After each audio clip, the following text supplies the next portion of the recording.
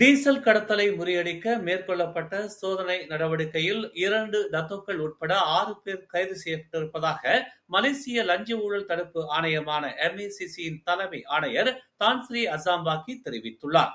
கைது செய்யப்பட்ட 6 பேரிடமிருந்து பல்வேறு வகையான ஆடம்பர பொருட்கள் உட்பட உள்ளூர் ரொக்கப்பணமும் பறிமுதல் செய்யப்பட்டதாக அவர் கூறினார்.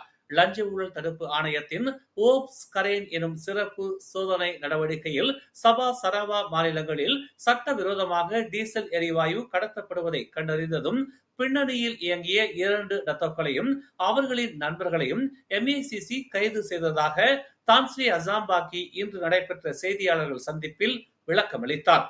இந்த கும்பலால் கடத்தப்பட்ட டீசலால் அரசுக்கு 247 மில்லியன் மதிப்பிலான வருவாய் இழப்பு ஏற்பட்டிருப்பதாகவும் தான் ஸ்ரீ அசாம்பாக்கி கூறினார்.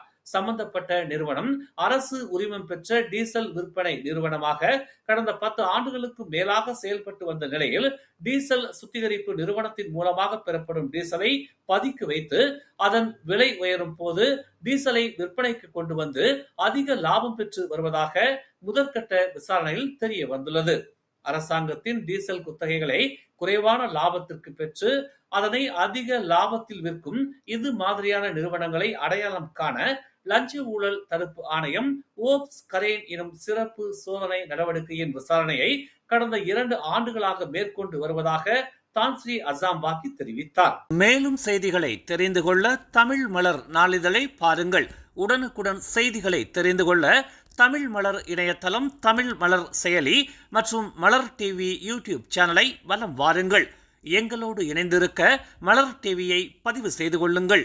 உறவுகள் மகிழ்ந்திட விருப்பம் மற்றும் பகிர்வு சேவையை சொடுக்கிடுங்கள்.